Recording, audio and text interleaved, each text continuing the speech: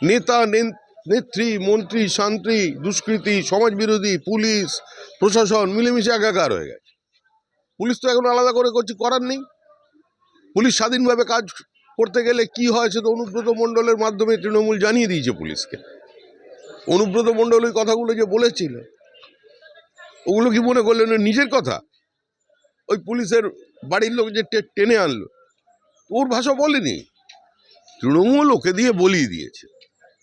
ব্যবস্থা নিতে পেরেছে কোনো পুলিশ?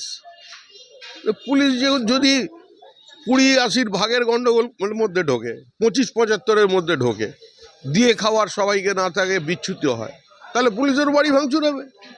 ও নিজেদের মধ্যে পারিবারিক গন্ডগোল, ও নিয়ে আমরা কি বলবো? এত প্রশ্নের উত্তর দেবো না। না, ওরা পুলিশ অভিজিৎ গঙ্গোপাধ্যায়ের নাম উচ্চারণ করবার আগে একবার 40,000 যে চাকরি বিক্রি করেছেন তার উত্তর দিন। পশ্চিমবঙ্গ স্কুল শিক্ষা ব্যবস্থা যে ধ্বংস করেছেন তার কি করবেন? আগে ওএমআর শিটটা বার করুন গর্তের ভেতর থেকে, তারপরে তো অভিজিৎ গঙ্গোপাধ্যায়ের সঙ্গে কথা বলবেন।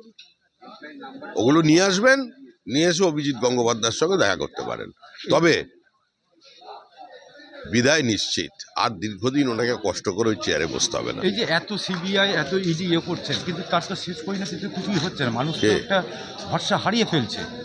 মানুষ ভরসা হারাচ্ছে না, নিচুতলার মানুষদের মানুষ ভরসা হারায়নি। এখনো তৃণমূল পরিবারের যারা খুন হয়েছেন প্রত্যেকেই সিবিআই তদন্তের দাবি করছেন। মানে তৃণমূল পরিবারেরই তৃণমূলের এই পুলিশ সিআইডির ওপরে কোনো আস্থা নেই। মানুষের আস্থা আছে এখনো ইডি সিবিআই এর ওপরে, কিন্তু মানুষ বিরক্ত হচ্ছেন, মানুষ একটু আশাহত হচ্ছেন। আবার মানুষের দীর্ঘসূত্র থাকে, তো আইন চাপা পড়ে না। নরেন্দ্র মোদীর সরকার দুর্নীতির ক্ষেত্রে 0 টলারেন্সের নীতি নিয়ে কেউ চাপা পড়েনি।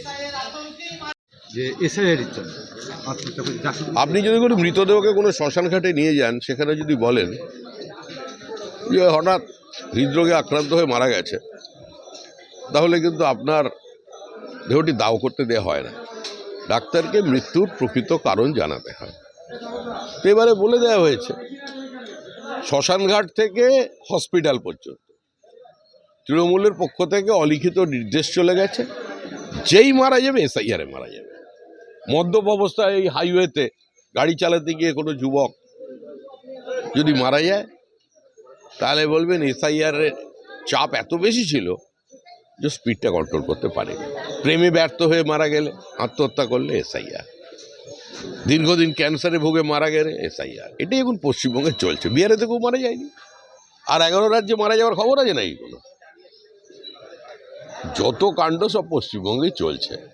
আসলে বিষয়টা কি, দুধে জল মিশে, কিন্তু জলে দুধ মিশিয়ে দিলে মুশকিল হয়। এখন রাজহাঁস হিসেবে নেমে পড়েছে বাজারে নির্বাচন কমিশন, দুধ জল আলাদা হচ্ছে, সেটা সহ্য করতে পারছে না।